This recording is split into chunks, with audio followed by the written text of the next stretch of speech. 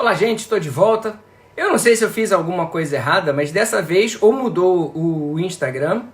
Eu sei que quando eu entrei para encerrar não apareceu aquela imagenzinha do número de participantes. Eu estava até bastante curioso para saber. E também na hora de salvar o vídeo, eu tive que salvar direto no IGTV.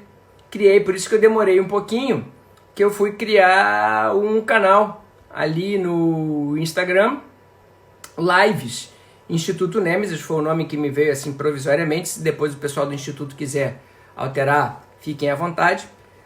E aí descrevi lá, live, Alexandre Flecha, tutelas provisórias, está criado no IGTV esse canal. Então ainda não apareceu, eu não sei aqui o número de pessoas que participaram da live. Vamos ver se quando eu encerrar essa aqui vai ter a mesma informação. Acho que foi porque eu encerrei antes, né? Não deixei encerrar naquela queda automática. Acho que só aparece o número pra gente quando quer, quando o Instagram fecha, não sei. Mas já está lá salva, já retornamos aqui. Então, se o pessoal quiser, você que está aí no canal do YouTube, encaminhar as suas perguntas, ou você que está aqui no Instagram, a gente vai usar essa segunda parte para responder as dúvidas que vocês tiverem. Se vocês quiserem interagir, a hora é essa. Fiquem à vontade para pegar as suas taças de vinho. Flechinha, se você quiser pegar uma taça de vinho também, para a gente ficar batendo um papo aqui e tal, fique à vontade.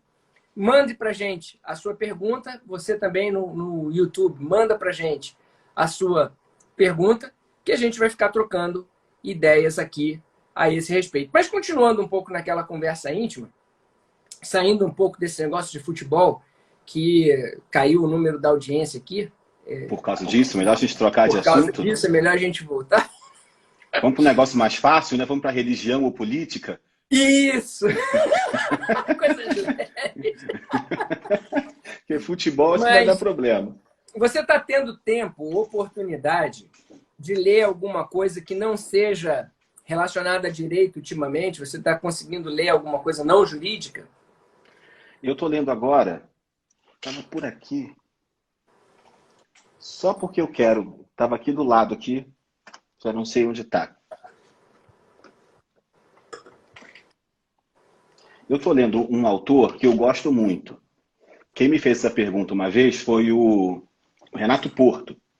E aí eu disse para ele, e é verdade, que o meu autor preferido é o John Grisham. Uhum. E aí ele falou assim, aquele que escreve aqueles livros de romance, de marido e mulher, não sei o que, não, aquele é o John Green.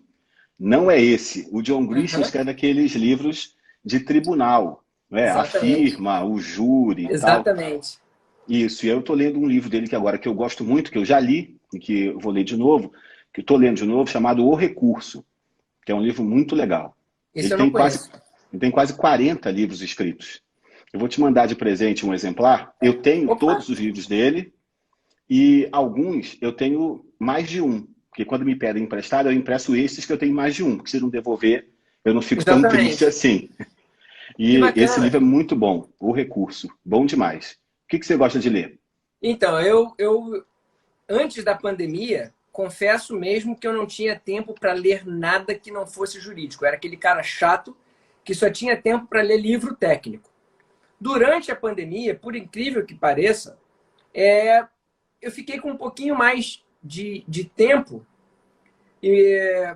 para me dedicar a algumas outras coisas que eu não fazia há muito tempo. Por exemplo, tocar guitarra. De vez em quando eu fico exercitando aqui. Meu filho tem um canal no YouTube, para quem quiser acompanhar meu filho, é bacana, Vitor Rego.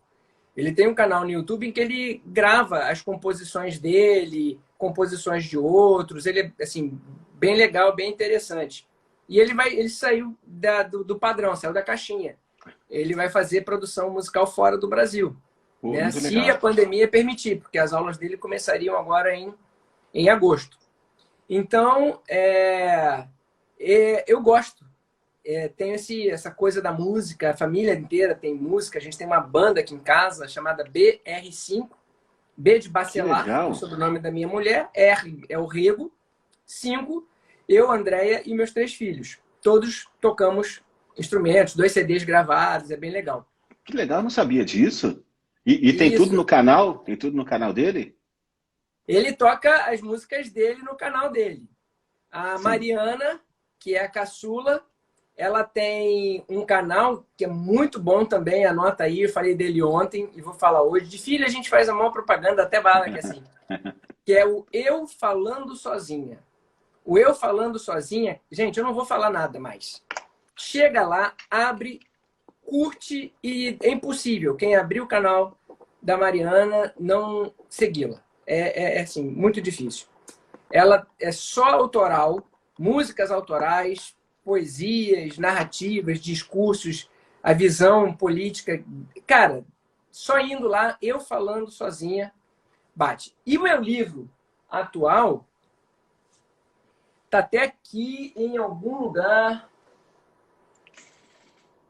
De novo, aqui, ó. É o que eu tô lendo atualmente, ó. Tudo a ver com o momento. Nós somos a mudança que buscamos.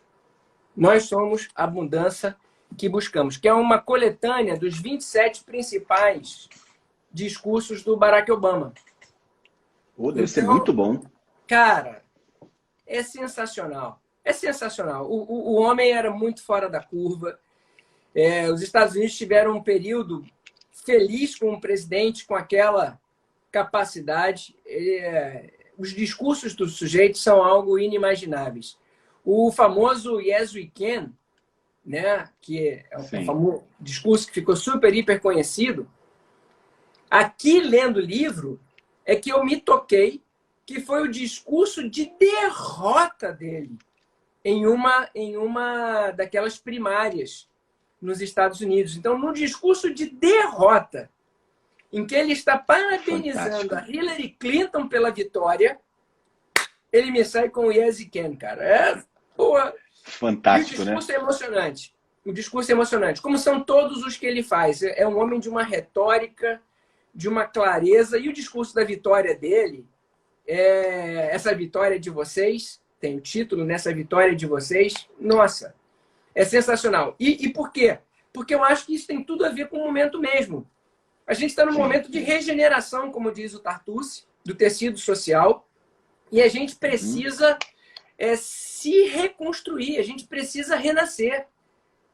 Então, se eu tenho a oportunidade de construir um futuro novo, se eu tenho a oportunidade de construir um mundo melhor do que aquele que a gente tinha, porque o retorno ao passado seria uma tragédia, né? O mundo que a gente vivia antes era um mundo ruim, e a gente tem a oportunidade de fazer melhor, cara, nós somos a mudança que buscamos. É isso, só depende da gente. Vamos construir uma coisa boa, uma coisa positiva. Ele acabou de vender mais um exemplar, que eu vou comprar, e gostei demais.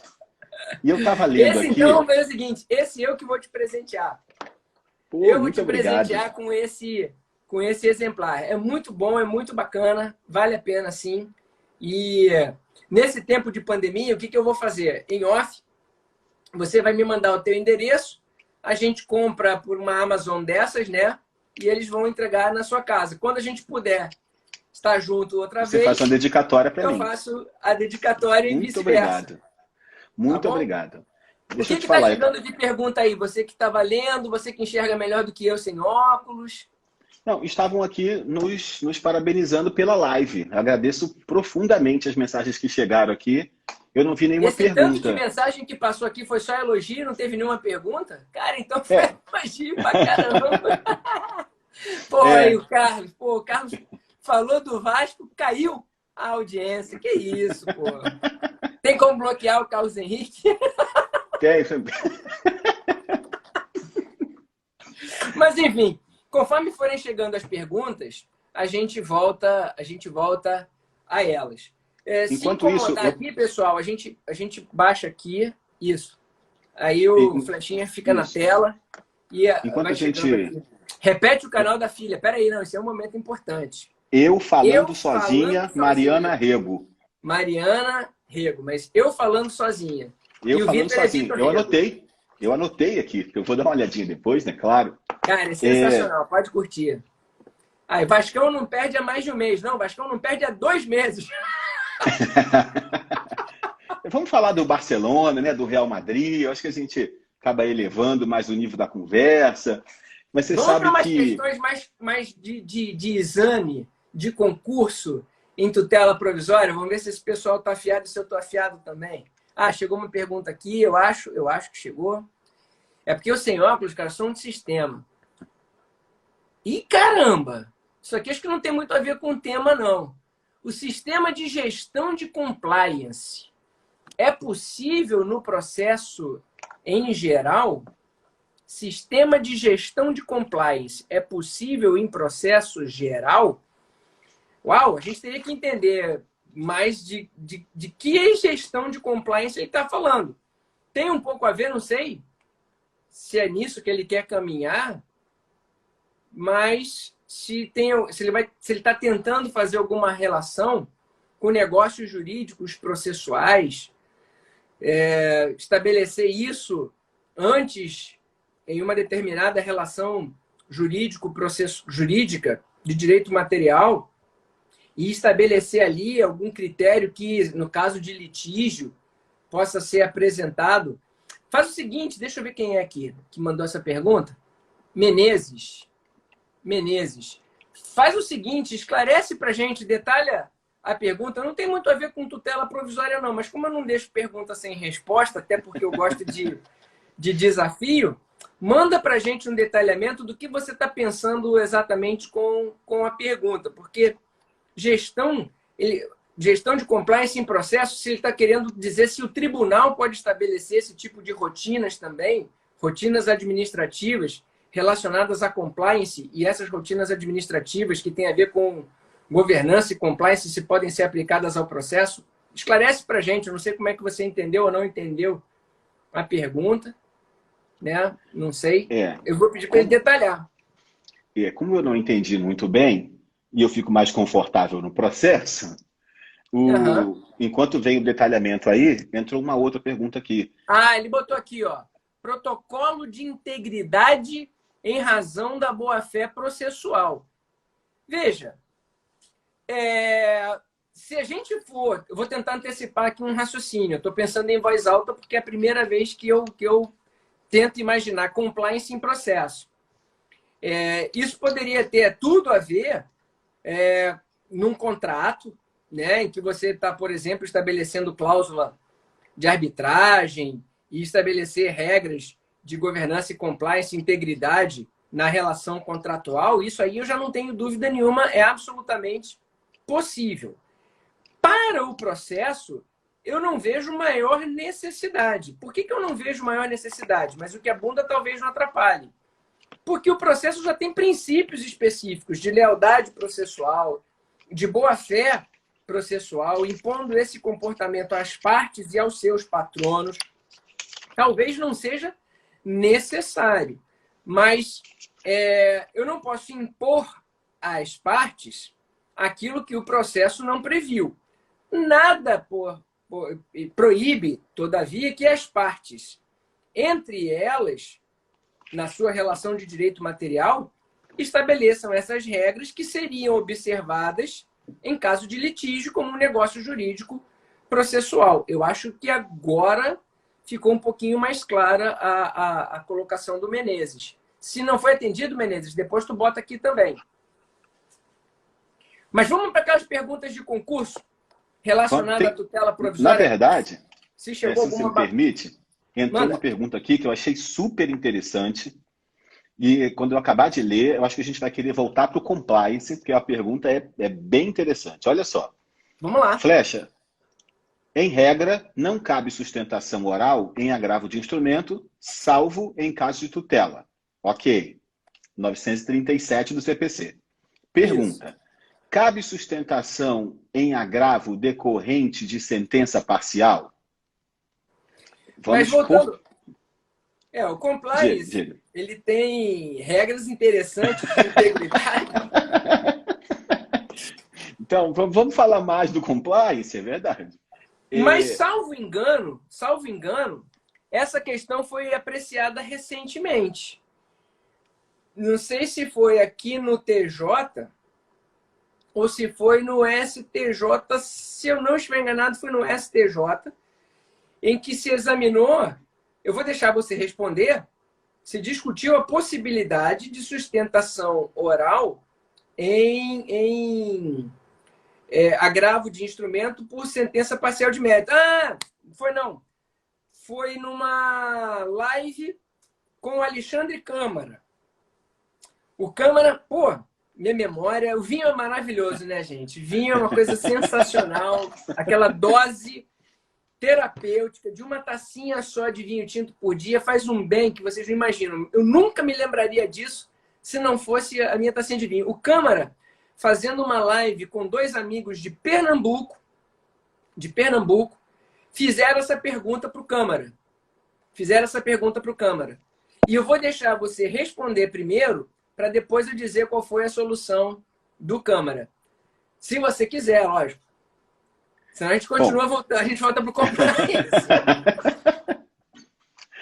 Bom, primeiro, vamos estabelecer algumas questões de terminologia. Sentença parcial de mérito não é uma expressão que o Código adotou. O Código resolveu fugir desse tabu de ter 2 sentenças no processo. Eu acho que não tem palavra melhor para definir isso do que tabu. Existe um tabu de que só pode ter uma sentença no processo. Só que o Código não se deu conta que existem várias sentenças dentro do processo. Porque tem a sentença de conhecimento, tem a sentença de liquidação de sentença, tem a sentença de execução, e é tudo no mesmo processo, porque o processo é sincrético. Mas o Código fez questão de dizer que aquele julgamento antecipado parcial do mérito, lá do 356, é uma decisão interlocutória. A uma, porque o parágrafo 5º diz que é recorrível por agravo. E a 2, porque o 203, parágrafo 1º, diz: sentença encerra o processo. Parágrafo 2º, interlocutória é tudo aquilo que não é sentença. Então, por exclusão, aquela decisão, embora eu concorde que de conteúdo eu poderia chamar de sentença parcial de mérito, o Código fez a opção, que a doutrina teve que acompanhar, de que aquilo é uma decisão interlocutória de mérito. E cabe agravo. O artigo 937 traz ali o rol dos procedimentos, seja recurso, seja ação originária, em que caberia a sustentação oral. E, portanto, depende da corrente que você adota. No Tribunal de Justiça do Rio, eu não vou citar nomes, claro, mas existem câmaras que fazem uma interpretação extensiva para admitir, eu já vi acontecer, e também já vi interpretação do tipo: se não tem previsão do 937, não vai acontecer. Que é o que acontece, de modo bem parecido, com um agravo interno. Cabe sustentação oral em agravo interno decorrente do recurso de apelação, por exemplo, que aí teria sustentação? E aí, no 937, o inciso 7º está lá revogado. Eu acho que é o 7º, deixa eu ver aqui. 937, o inciso 7º. Ele está lá, vetado. E, na verdade, o texto original era em agravo interno. Então, se foi vetado, é porque o legislador quis especificamente tirar do agravo interno essa possibilidade. E eu levaria a mesma interpretação se eu quisesse fazer uma interpretação mais fechada. Mas eu sempre defendi que o agravo tinha rol aberto, mesmo antes do STJ se manifestar, e eu também continuo dizendo que é possível sustentação nesse caso, porque é uma questão de rótulo. Se o código tivesse rotulado como sentença, caberia. Só porque ele quis rotular como agravo, como interlocutório e, portanto, agravo, não seria cabível? Então, eu defendo que deveria ser cabível. Mas concordo que, estatisticamente, no tribunal, inclusive, a maioria diz que não cabe. A maioria das câmaras diz que não cabe. A posição do Câmara, ela é bem legal. E, de certa maneira, eu até quase que concordo com ele. Embora lá na Câmara a gente tenha uma atuação diferente.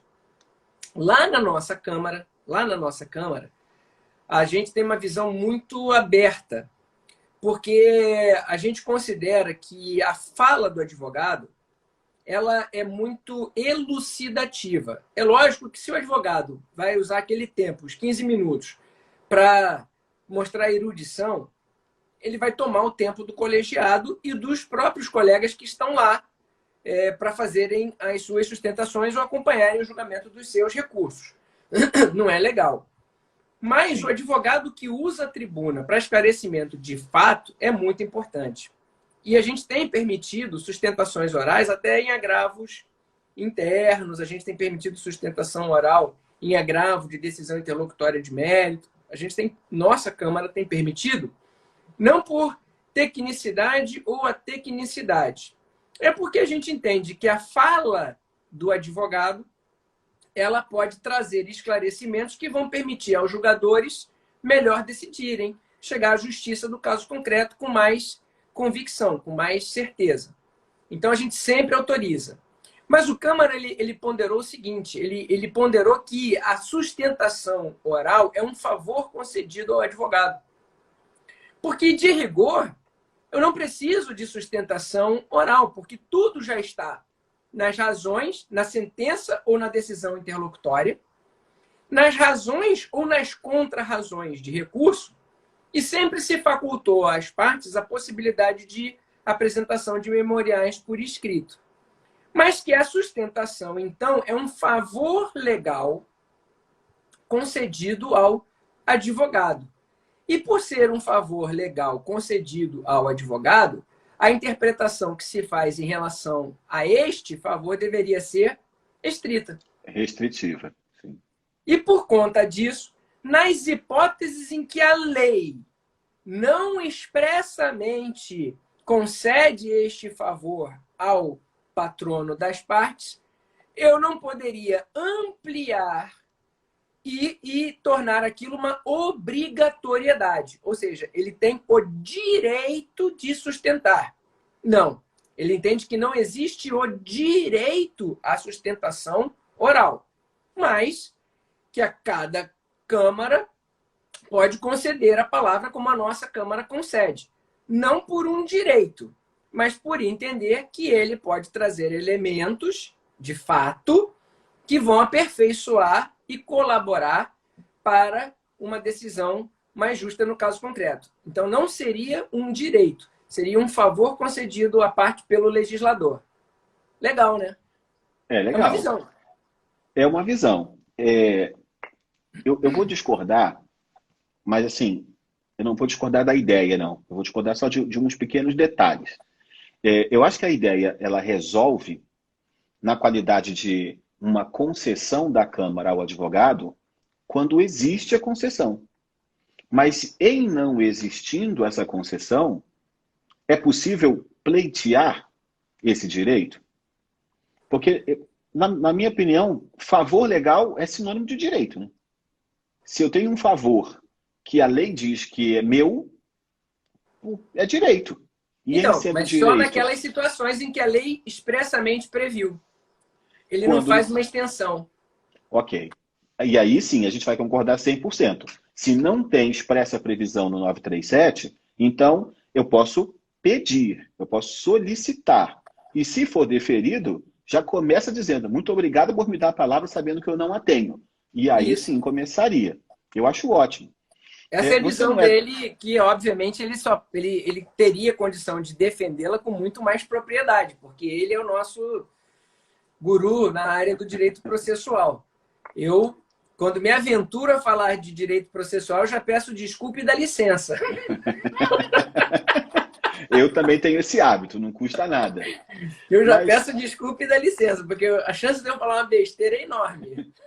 Como você é muito novo, você não vai lembrar dessa época, mas na década de 90 e no comecinho do ano 2000, tinha um artigo no regimento interno do tribunal, que hoje não tem mais, saiu acho que em 2002, 2003, esse artigo saiu. Mas na época era o artigo 200, se eu não me engano, que permitia ao presidente das câmaras dar a palavra ao advogado, caso solicitado, para esclarecer questão de ordem. Sim. Você lembra disso? Lembro, que era muito comum os advogados até pedirem esclarecimento pela ordem e tal. Isso, aí dizia, presidente, pela ordem, esclarecimento, uma questão prática. Isso, exatamente. E tinha previsão. Só que aí os advogados começaram a usar isso para absolutamente tudo. Exatamente, é o que eu falo, né? O mau uso de um instituto qualquer. Só que o fato de não estar previsto no regimento interno não faz com que o presidente não possa conceder. Exato, ele O pode presidente continuar a pedir. pode. O presidente ou o próprio relator não pode pedir um esclarecimento para o advogado? Sim. O advogado já sustentou, já está na leitura do voto, não pode interromper e pedir um esclarecimento? E esse esclarecimento não vai ser dado através do uso da palavra? Então é possível dar a palavra ao advogado quando já não há mais o direito de sustentação. É possível ampliar, então. Então, respondendo a pergunta aqui... Você conhece o diga. professor Antônio Ricardo? Antônio Ricardo Correia? É um advogado especializado na área imobiliária. É professor de Direito Imobiliário lá do Instituto também. É muito bom na área de incorporações. Eu conheci o professor Antônio Ricardo quando eu estava na terceira Câmara Civil. Ele defendendo uma incorporadora, ele era o presidente, o vice-presidente jurídico daquela incorporadora, jurídico interno, e foi fazer sustentação porque era uma causa de grande relevância. E eu era o relator. O juiz do primeiro grau era o Fantinato, excepcional juiz. Excelente. Que tinha reconhecido a prescrição. E por conta do reconhecimento da prescrição, da pretensão do autor, julgou com o exame de mérito e veio o recurso de apelação. Cara, eram 5 volumes, eu sou um estudioso, você sabe que eu leio o processo, que eu leio tudo e tal, e li o processo. E fiz o meu voto confirmando a sentença. Dizendo que o Superior Tribunal de Justiça já tinha reconhecido a prescrição, então o juiz, no primeiro grau de jurisdição, nada mais fez do que aplicar a decisão do Superior Tribunal de Justiça. E aí o doutor Antônio Ricardo foi para a tribuna, pediu esclarecimento pela ordem. O relator se opõe? Aí eu falei, não, se é esclarecimento, de fato, sim. Não, é sobre a prescrição. Vossa Excelência fez uma afirmação de que o STJ teria afirmado a existência da prescrição. Não foi isso que o STJ afirmou. Aí eu já fiquei meio bolado. Falei, vai tomar uma litigância de má-fé, mas ao vivo e a cores agora. Falei, doutor, o senhor me desculpa, mas eu leio o processo. E o STJ julgou prescrita a pretensão. E não julgou uma vez só, não. Julgou a Carvalho, empresa lá. A empresa X embargou de declaração. O ministro Fux rejeita os embargos. A parte embarga dos embargos e o ministro Fux rejeita os embargos. Então, se eu me dizer que eu já estava falando nervoso, né? Cheio de autoridade. Vossa Excelência me dizer que o STJ não julgou, Vossa Excelência está de má fé. Aí, Excelência, foram interpostos os terceiros embargos de declaração. E nos terceiros embargos de declaração, o ministro Fux, acolhendo os embargos, conferiu aos mesmos efeitos infringentes, reconheceu a prescrição e deu provimento ao recurso especial. Cara, eu fiquei arrasado. Eu não fui aos terceiros embargos de declaração. Aí teve que durante a sessão. Durante a sessão, eu falei, doutor Antônio Ricardo, não tenho nenhum motivo para duvidar de Vossa Excelência. Confesso que só fui até os segundos embargos de declaração, porque achei que a empresa não teria a coragem de opor os terceiros. Mas Vossa Excelência, que demonstrou conhecimento dos autos, poderia mostrar para mim em que parte do processo, dos autos do processo, estaria esse voto do ministro Fux? Aí levaram até a tribuna os autos do processo, ele marcou a página para mim, eu fui olhar, cara, estava lá nos terceiros embargos de declaração, o Fux mudando os marcos temporais, e por conta da mudança dos marcos temporais, que foi até bem interessante, ele dizia que o marco, a prescrição não se contava do decreto de desapropriação, senão do momento em que houve a alteração da destinação. Porque enquanto o decreto era de preservação ambiental, ele produziu efeitos como os tais. A partir do momento em que a área foi desafetada e vendida, deram destinação comercial, ali houve a mudança de destinação, o desvio da finalidade. Ali começa o prazo de prescrição. E afastou a prescrição por esse motivo. Aí eu falei, olha, eu não tenho compromisso com voto escrito, eu não tenho compromisso com voto manifestado. Diante desta evidência de que o ministro Fux mudou os marcos e afastou a prescrição, eu sou obrigado a reformar a sentença e julgar procedente a pretensão indenizatória. E aí eu julguei procedente, é óbvio que eu não tinha o voto ali na hora, tive que redigir o voto depois. Para a gente ver como é que o esclarecimento, de fato, é sempre importante. A gente tem que ouvir o advogado. Pois é.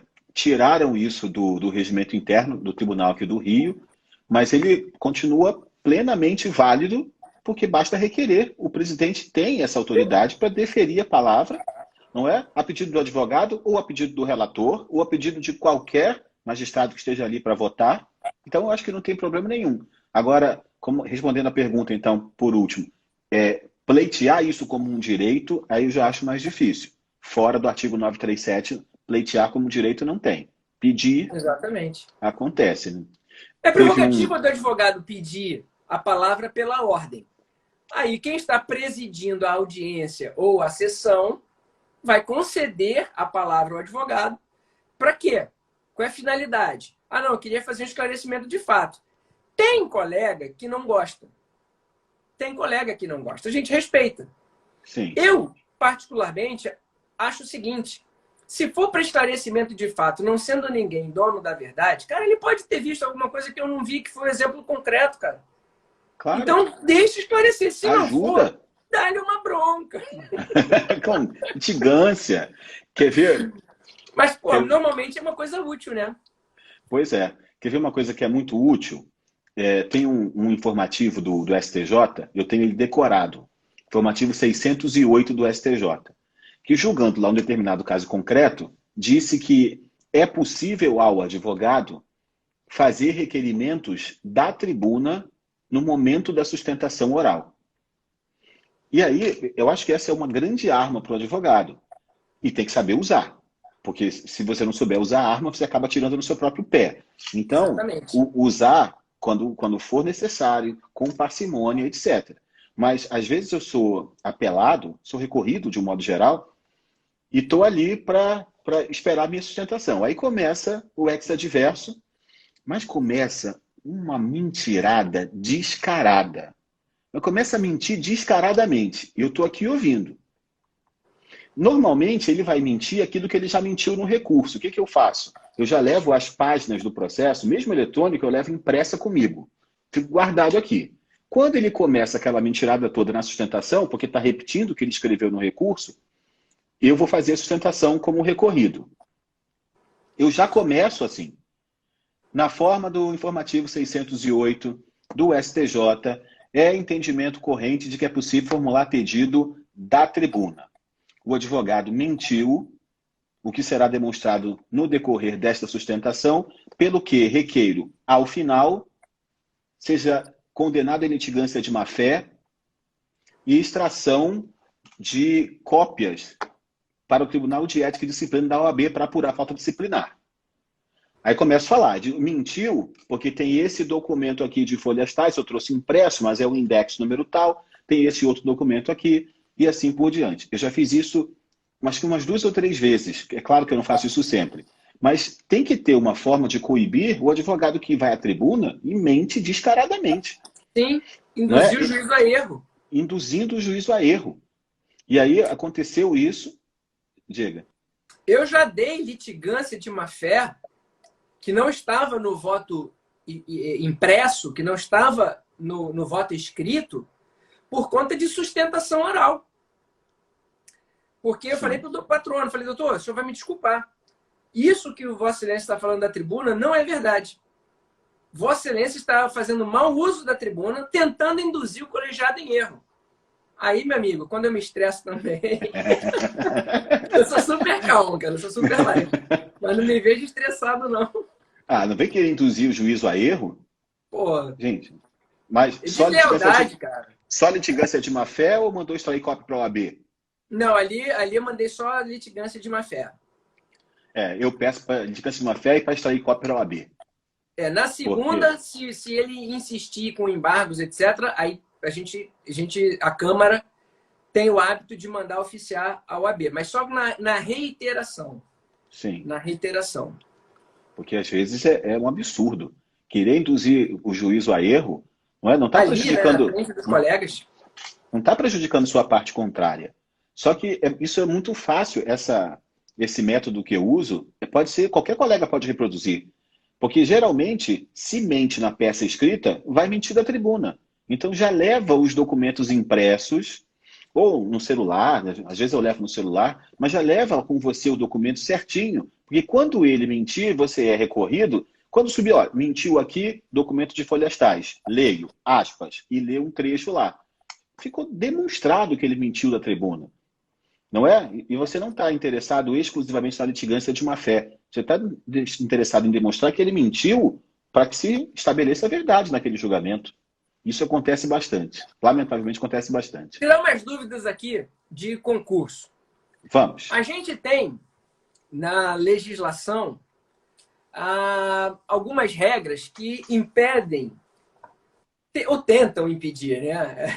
A verdade é essa, elas tentam impedir o juiz de conceder liminares em determinadas situações. Por exemplo, liminar contra a fazenda pública. Caso. Sim. Como é que você enxerga a possibilidade do deferimento de tutelas provisórias nessas situações em que os juízes, em tese, ficariam impedidos, obstados de deferir liminares? Você consegue fazer a distinção entre liminar e tutela provisória, ou ele está impedido nas duas situações, ou em umas ele estaria impedido e em outras não? Como é que você consegue ver isso aí? Como é que você enxerga essa situação? Quando a gente faz uma classificação das tutelas provisórias, é muito comum a gente ver a seguinte: as tutelas de urgência podem ser de 3 tipos. Eu não faço isso, mas é comum a gente ver isso. De 3 tipos: tutela antecipada, tutela cautelar e liminares. Só que essa classificação é uma classificação ruim, porque, na verdade, ela está misturando critérios.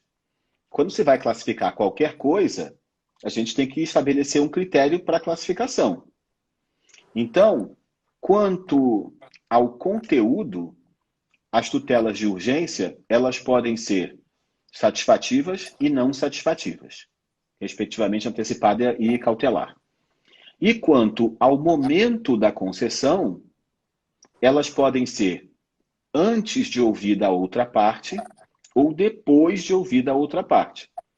E essas medidas, essas tutelas de urgência, antecipadas ou cautelares, concedidas antes de ouvir a outra parte, são chamadas de liminares. Liminares. Então, liminar não é uma decisão de tutela de urgência com relação ao conteúdo. Liminar é uma tutela de urgência com relação ao momento da concessão.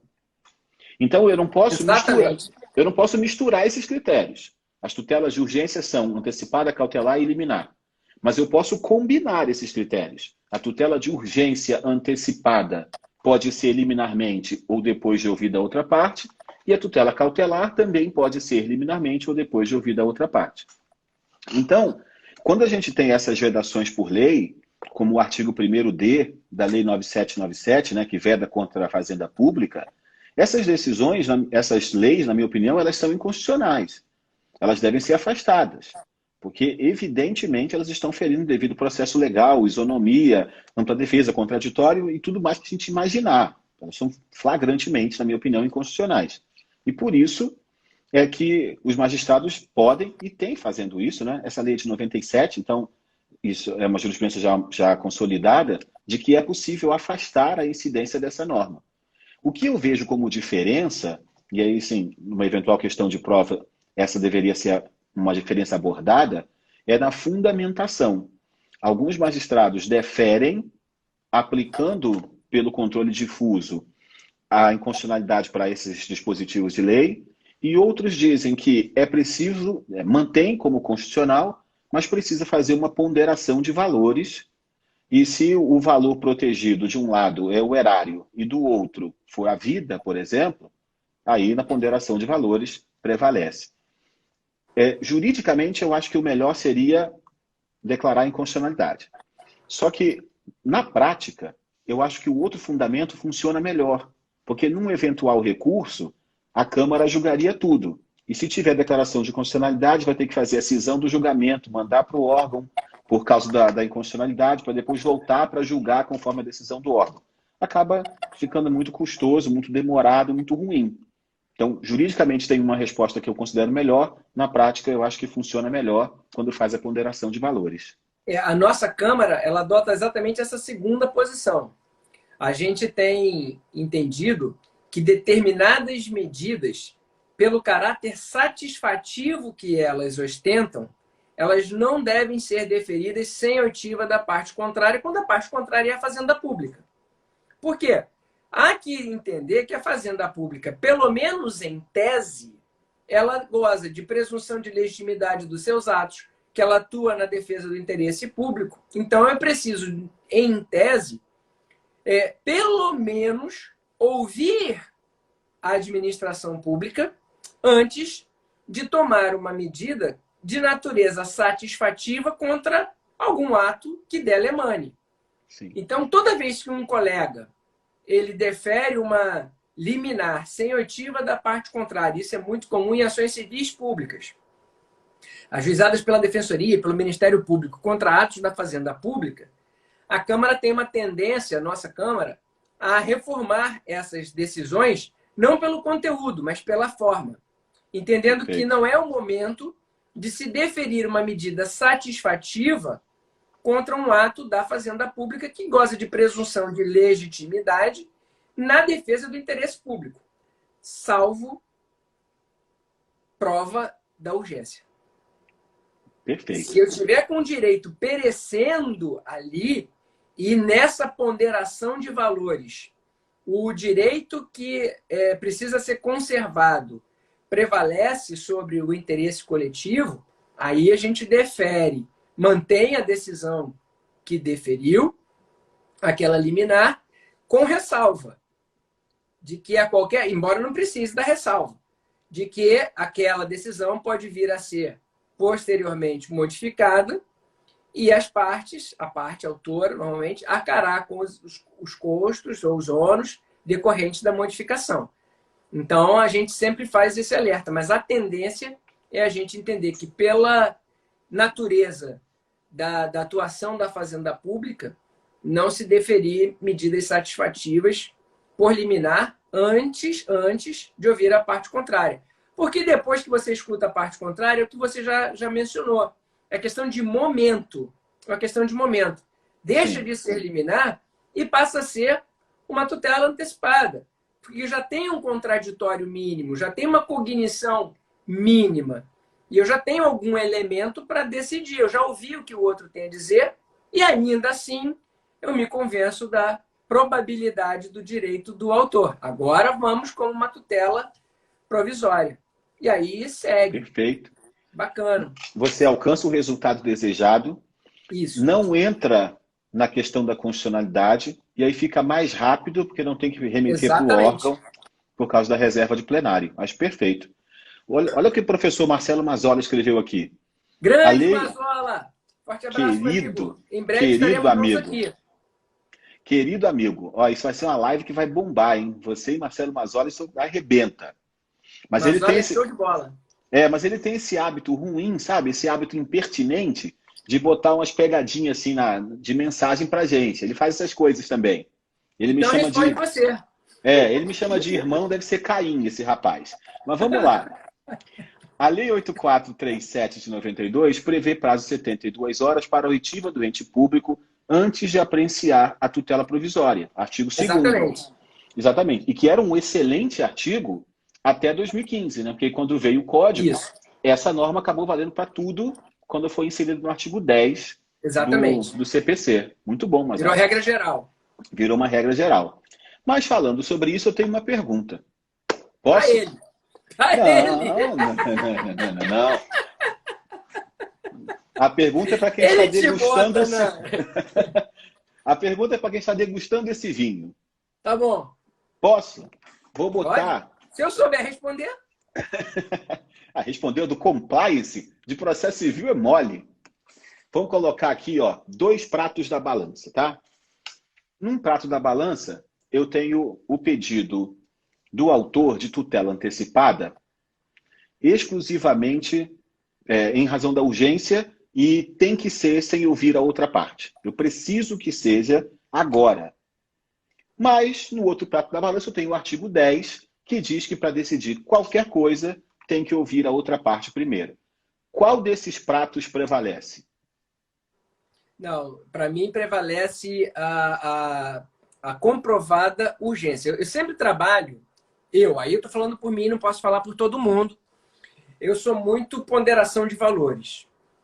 Eu entendo que as partes, sejam elas autoras ou réis, no direito material que está em conflito, direito material ou interesse da parte autora, para não falar exatamente em direito, né? O interesse da parte autora, o interesse contraposto da parte ré, eu faço muito essa ponderação de valores.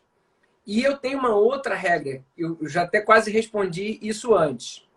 A urgência, para mim, é importante, mas se não existir a probabilidade do direito, se eu não estiver convencido de que eu daria aquilo lá na frente, se eu não tiver uma dúvida razoável, pelo menos, de que aquele direito ele é possível, né?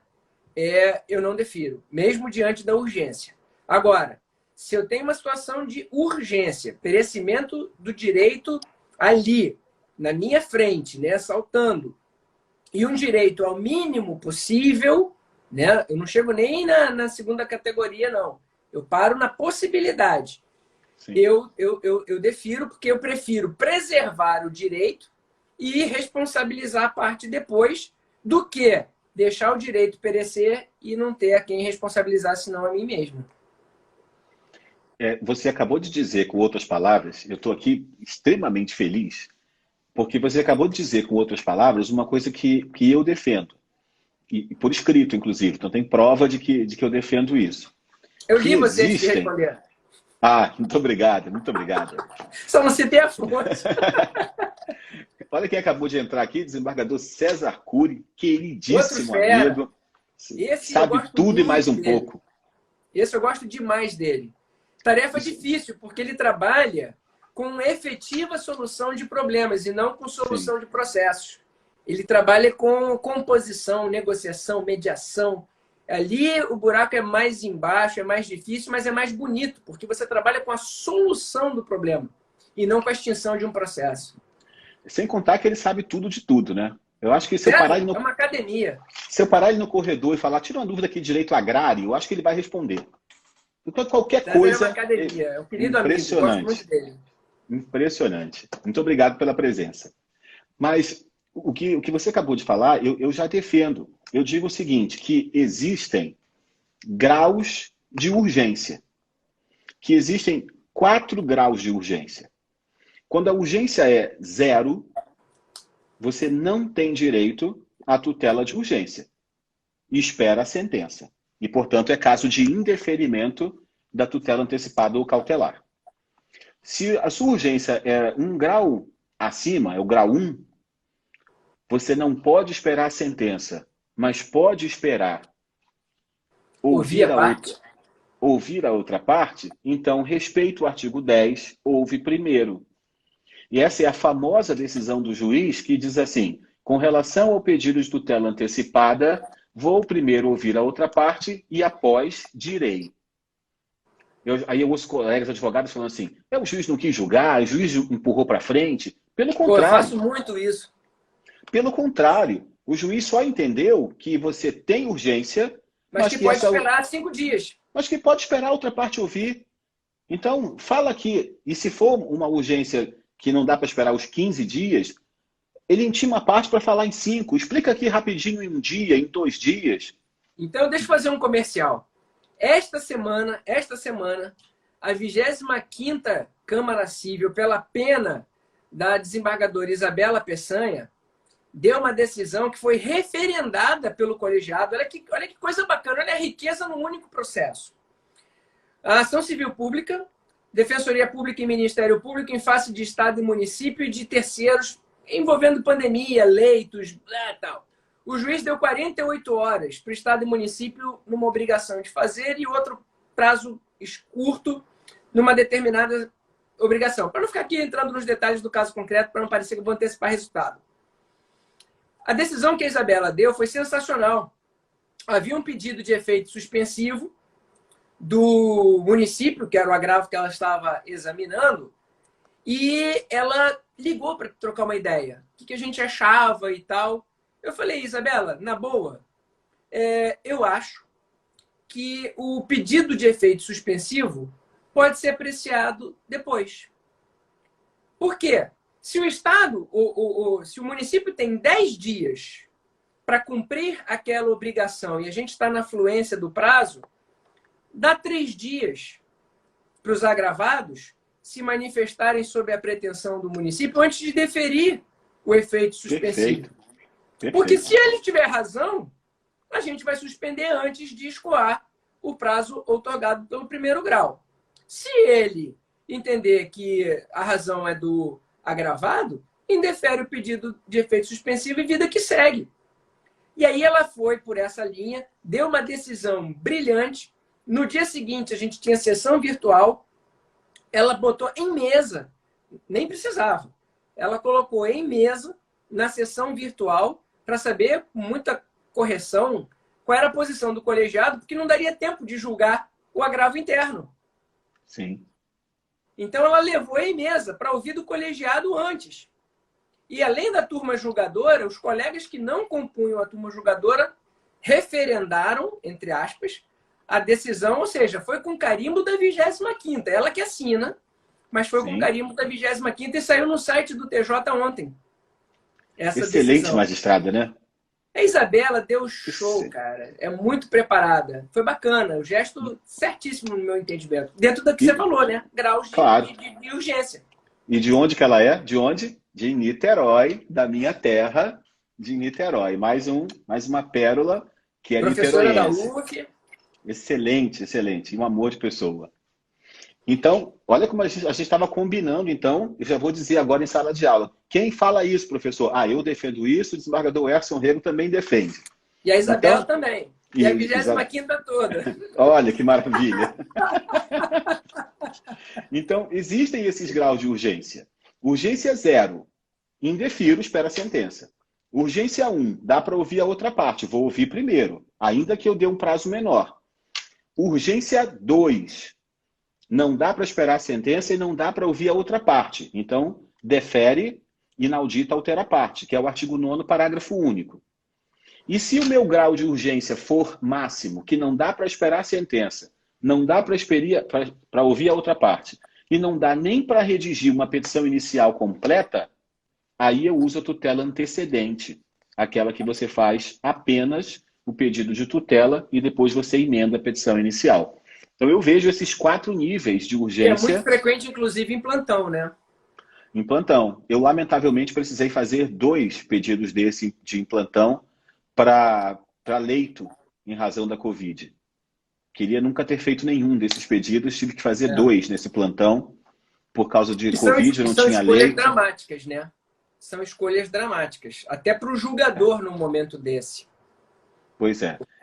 Menos mal que eu não precisei pedir para escolher o meu cliente. Eu só pedi para internar no hospital de campanha, que já estava funcionando, mas que ninguém internava, estava vazio. E aí a decisão do plantão aqui no Rio de Janeiro, espetacular.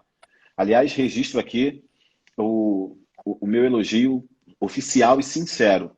A juíza que estava no plantão me recebeu super bem pelo telefone, né? É fechado, não tem atendimento presencial. Sim, falou sim. comigo no telefone, falou super bem. Não sabia quem eu era, não disse nome, não falei nada. E atendeu super bem, perguntou depois, fez perguntas sobre a petição depois que ela abriu lá no sistema, deferiu a tutela. Foi realmente um atendimento excepcional. Eu acho que todo mundo ficou mais humanizado nesse período por causa dessa pandemia que está aí. É verdade. São escolhas difíceis, a gente sabe, mas em algum momento elas terão que ser tomadas. Eu tenho muita restrição, eu falo aqui abertamente, eu tenho muita restrição com essa situação de o juiz ser chamado a decidir política pública. Eu não tenho mandato, eu não fui eleito. Então, escolhas políticas, a meu juízo, falo por mim, o Erson Rego, não estou falando por ninguém. Eu acho que não cabe ao magistrado. Se eu tiver que fazer uma escolha política, eu digo mesmo, não cabe a mim fazer essa escolha. Eu examino o direito ou não o direito. Escolha política não é atribuição, porque aí eu estou sendo ativista, estou sendo eventualmente ideológico na minha decisão a favor ou contra, sabe? Perfeito. Eu penso que nessas situações, cada um no seu quadrado, o meu papel é judiciário, eu não sou executivo, não sou legislativo, não sou ordenador de despesa, não sou gestor público, eu não faço políticas públicas. Isso é tarefa de cada um. Por quê? Se a gente entender que eu posso, num momento excepcional como esse, invadir a esfera de atribuição de outro poder, hipertrofiando os meus, cara, a gente está criando um precedente muito ruim lá na frente. Só que a porteira já foi aberta aqui atrás. Então, quando a gente faz as coisas sem pensar nas consequências, isso é muito perigoso. Então, eu procuro respeitar mesmo as atribuições e não interferir em política pública. Essa situação que envolve assim, a gente tem muita cautela e muito cuidado. Amigão, você acredita que faltam 2 minutos? Para acabar a primeira hora? A segunda hora, cara. Acredita nisso? Olha, Papo rápido, passou de novo. E tem 100 pessoas aqui 100 ainda pessoas. nos ouvindo. 100 guerreiros. Muito obrigado por terem ficado aqui tanto tempo. Eu já lamento que tenha acabado, né? E eu, como sou entrão mesmo, já me convido para outra. Se você quiser fazer outra, já estou à disposição. A gente vai ter que falar muito, porque processo ele é muito próximo de quem nos assiste, né? Que é a militância, o advogado que está ali no dia a dia.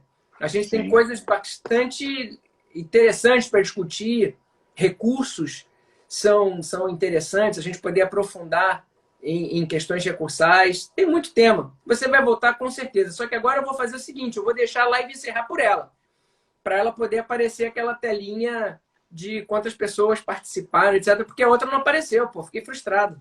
Não apareceu? Para mim, não. Porque como eu encerrei voluntariamente, ela só perguntou se eu queria salvar no IGTV. Nem na história eu não sei se a outra vai, mas já está no IGTV. Mas eu acho que não foi por isso não, meu amigo. Porque quando eu encerro voluntariamente também aparece. Para mim não apareceu. Deve ter sido algum erro lá que acabou acontecendo. E olha que eu ainda fiquei procurando antes de salvar no IGTV. Tive que criar canal no IGTV. Falei estranho. Bom, mas olha enfim, só, eu já deixo uma sugestão aqui. Surgiu o quê? O avisinho de 1 minuto e meio na tela. Então eu deixo a sugestão aqui para o próximo tema. Vou anotar, pode falar. Prazos processuais. Boa. Prazos processuais.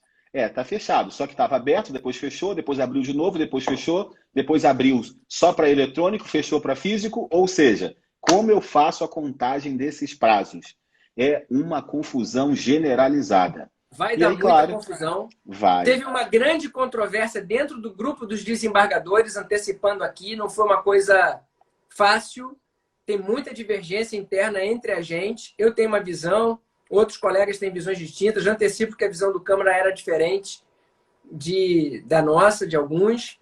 Então foi legal. Vamos marcar esse tema que vai ser interessante. Vai dar muito problema. Nesse momento, sabe quem eu não queria ser? Eu. O servidor que certifica prazo. Na minha Câmara não vai ter problema, porque eu tenho uma posição de seguinte, cara, se eu estou em dúvida, eu não vou contar prazo de ninguém. Eu, o Erson. Eu não tenho coragem de dar uma intempestividade. Mas isso podia ser generalizado, hein? Depende de quem pensa como eu, quem tem certeza dos prazos. Amigão, 20 segundos para você deixar aqui a sua mensagem final para o pessoal que nos prestigiou por 2 horas. Ela é muito curta. Um beijo e muito obrigado pelo convite, meu querido amigo, e obrigado a todo mundo que nos assistiu. É isso aí, gente. Então, a minha mensagem para você aí do canal e aqui essa mensagem vai para o Story, fica depois arquivada no nosso canal. Obrigado e boa noite.